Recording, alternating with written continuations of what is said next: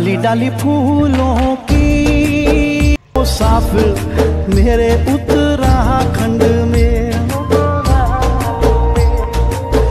कैसे हैं आप सब? आई होप आप स्वस्थ होंगे, मस्त होंगे, अपने घरों पर होंगे। मैं हिमानी मनवाल फिर से हाजिर हुई नई वीडियो नया ब्लॉग लेकर। ब्लॉग की शुरुआत आज शॉप से ही कर रही हूँ दोस्तों, बहुत दिनों बाद। और अभी मैं शॉप में आई थी और शॉप के जो गली में जो बहुत ज़्यादा डॉग्स हो रखे हैं, कुत्ते हो रखे हैं ना, उनको पकड़ के ले जाया जा रहा है। और उनके जो ऑपरेशन होते हैं ना, एक तरीके से जैसे इंसानों के होते हैं वैसे ही जानवरों के भी होते हैं दोस्तों। तो बहुत ज़्यादा संख्या में कुत्ते हो रहे थे। तो इन लोगों का कहना है कि ये लोग ले जा रहे हैं, ऑपरेशन करेंगे या फिर इंजेक्शन लगते हैं जो डॉग्स के, उसमें मेल और फीमेल तो दोनों को ले जा रहे हैं। और वो लोग उसमें फिर कार्रवाई करते हैं। अपनी गाड़ी लेकर आ रखे हैं, पकड़ने का भी साधन लेकर आ रखे हैं। चलिए मैं आपको दिखाती हूँ कैसे लेकर आ रहे हैं। तो दोस्तों यहाँ पर आए हुए हैं भैया लोग, नगर पालिका की तरफ से आते हैं ये लोग। और जो भी हमारे जो भी आसपास के जो गलियों में कुत्ते घूमते रहते हैं उनको पकड़ कर ले जाते हैं। और जैसे नसबंदी होती है ना, वैसा ही कुछ इनका भी रहता है, ऑपरेशन वगैरह करके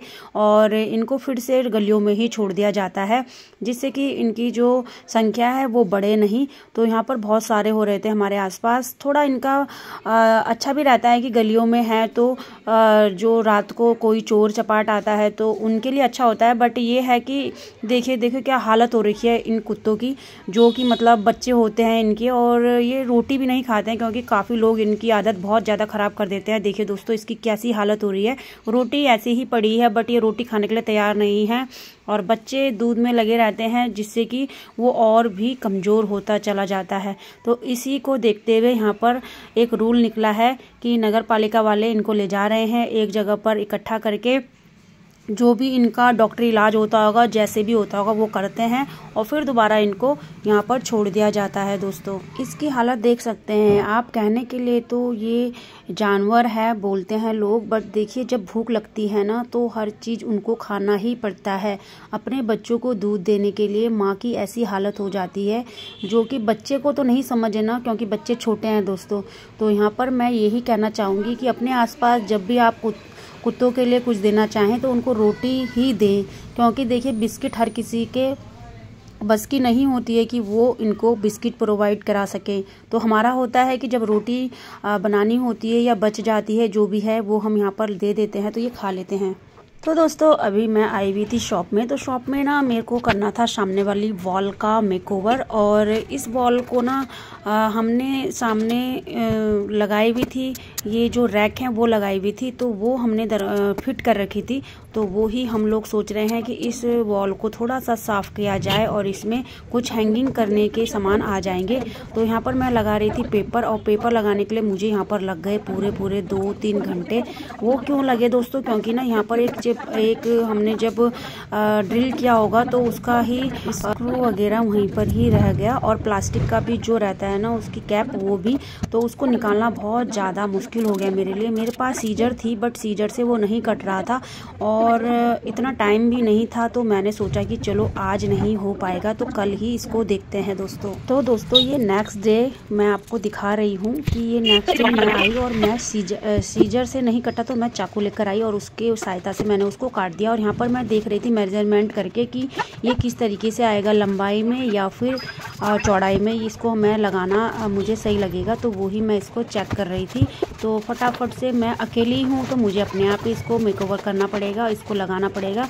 ये है वॉलपेपर चिपकाने के लिए भी होता है दोस्तों और बहुत ही ईजी वे में ये लग जाता है। बट यहाँ पर मेरी रैक है दोनों साइड, तो मुझे थोड़ा सा दिक्कत हो रही है कि इसको कैसे मैं इसको मैनेज करूँ।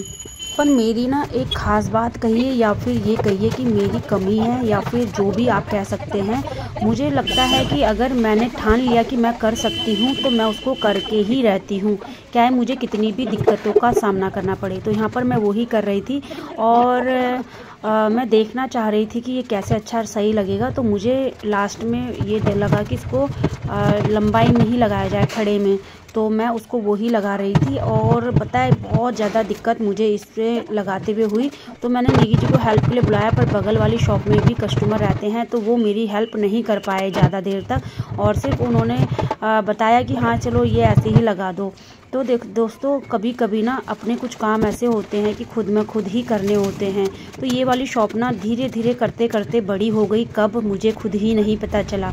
मैंने ये खोली थी, ये रूम मैंने इसलिए लिया था, जब हमारी शॉप खुली थी तो हमें आटा रखने के लिए दिक्कत हो रही थी। जो सामने आपको फ्रीज दिख रहा है उसमें मैं आटा रखती हूँ दोस्तों। शॉप का आटा है, इसमें कम से कम इसमें आटा आ जाता है 1 कुंटल के आसपास आटा इजी वे में आ जाता है दोस्तों। तो मैंने ये इसलिए ली थी कि इस शॉप में हम रैक वगैरह लगाएंगे और इसमें आटा रखेंगे। बट पता नहीं कैसे धीरे धीरे करके ही सही, बट ये हो गई आपकी कॉस्मेटिक की शॉप और मुझे पता ही नहीं चला, क्योंकि जैसे जैसे नीड बढ़ती गई, कस्टमर कुछ ना कुछ सामान नया नया मांगते गए, वैसे वैसे मैं इस शॉप को भरती चली गई। तो दोस्तों यहाँ पर रैक लगाने का एक ही मेरा मोटिव था कि जब कोई कस्टमर कोई नया चीज़ मांगता है तो वो रखना भी होता है। तो मैं छोटी छोटी कमेटियाँ डालती रहती हूँ, जब भी वो कमेटी पूरी होती है तो मैं उसमें से कुछ अच्छा सा काम कर लेती हूँ। जैसे कि आप देख पा रहे होंगे कि मेरी जो अगल बगल रैक लगी हुई है वो भी मैंने तभी परचेज़ की थी जब मेरी कमेटी पूरी हुई थी। और यहाँ पर देखिए दोस्तों वॉल पूरा लगकर तैयार हो गया है, वॉलपेपर। तो वॉलपेपर लगाने का सबसे अच्छा मेथड यही है कि दीवार बिल्कुल क्लीन रहे, साफ़ रहे। और जो मेरी पास तो चलो रैक है, बट आपके पास अगर रैक ना हो तो ये इजी वे में लग भी जाएगी दोस्तों। तो मैं वो ही लगा रही थी और आज मैं आपसे कुछ खास बातें शेयर कर रही हूँ जो अभी तक मैंने शायद ही किसी से शेयर की होगी। कमेटी के बारे में क्या कहूँ आपको, साल भर में एक कमेटी आती है अगर, तो मेरा यही मोटिव रहता है कि जो भी मेरी दुकान से जिस डिस्ट्रीब्यूटर का सामान आता है, मैं होता है ना हमारे परचून की दुकान है तो उधार भी चलता रहता है दोस्तों। तो मैं हर साल में 6 महीने में उन जो मेरे डिस्ट्रीब्यूटर हैं जिन दुकानों से मेरा सामान आता है उनको हम क्लियर करते हैं, यानी कि अपना जो बैलेंस रहता है उसको जीरो कर देते हैं दोस्तों। तो उनको भी अच्छा लगता है और वो भी हमारे साथ काम करना चाहते हैं और हमें सामान देने में कभी भी कतराते नहीं हैं। तो यहाँ पर आप देख पा रहे होंगे हमारा वॉलपेपर लगकर तैयार हो चुका है और सच बताऊं तो बहुत ही प्यारा लग रहा है दोस्तों। इसलिए तैयार कर रही हूँ दोस्तों, आने वाले कल में ज़रूर मैं वो वीडियो भी बनाऊंगी कि मैंने इसको क्यों तैयार किया है। तो ये आपके लिए थोड़ा सा मैं इस वाली जो वॉल है ना इसको पूरा खाली करने वाली हूँ मतलब। और अभी ना ऊपर मेरा हाथ नहीं पहुँचता, इसलिए हमने ना ऊपर वाली साइड ना मैंने नहीं लगाया है, इसको इतना ही रखा है जितना कि मेरे इधर वाले रैक हैं। तो ये ऐसा कुछ दिख रहा है। और कलर की बात करूँ दोस्तों तो ये मतलब ये रखा हुआ था नॉर्मली नेहा के पास, तो उसने मुझे दिया कि इसको यूज़ कर सकते हैं।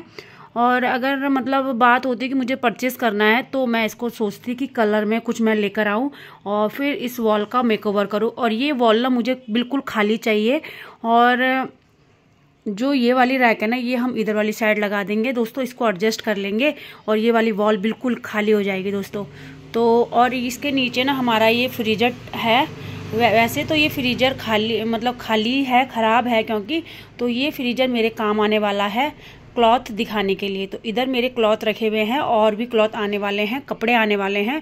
तो मैं कुछ नेक्स्ट वीडियो पर ही आपको बता पाऊंगी कि ये वॉल किस लिए तैयार हो रहा है दोस्तों। तो अभी तो फ़िलहाल मेरी शॉप का ये एक वॉल है जो मैं खाली करना चाहती थी और इसका मेकओवर करना चाहती थी जो कि साफ़ लगे। तो जब हमने ये जो रैक है ना ये दीवार में फिट करी थी तो ड्रिल मशीन से करी थी दोस्तों। तो जहाँ पर वॉल में ड्रिल हुई है वहाँ पर बहुत ज़्यादा ख़राब लग रहा था। तो अब ये बिल्कुल मस्त लग रहा है। और दोस्तों इधर वाली साइड आप देख रहे हैं ये वाली वॉल मैंने हैंगिंग करने के पर्पज़ से बनाई थी। और हमने ना ये जो रैक है ना ये इधर नहीं बनाई क्योंकि क्या होता है ना कि भरा भरा सा लगेगा और मुझे थोड़ा स्पेस चाहिए था, तो हमने ये ऐसा बनाया है। और काफ़ी अभी ये ऊपर भी जा सकता है हैंगिंग के लिए। तो अभी फ़िलहाल छोटी सी शॉप है, थोड़ी सी अभी हमारी कोशिश है कि शॉप को हम भर के रखें, सामान इसमें अवेलेबल रहे। तो यहाँ पर मैंने बर्थडे का बैनर भी लगाया है जिससे कि पता चले आने वाले कस्टमर को कि हमारे पास बर्थडे के सामान भी अवेलेबल हैं। तो दोस्तों इस वीडियो को यहीं पर एंड करते हैं। आशा उम्मीद करते हैं कि आप सभी को ये वीडियो यूज़फुल लगी होगी और आपके काम भी आएगी।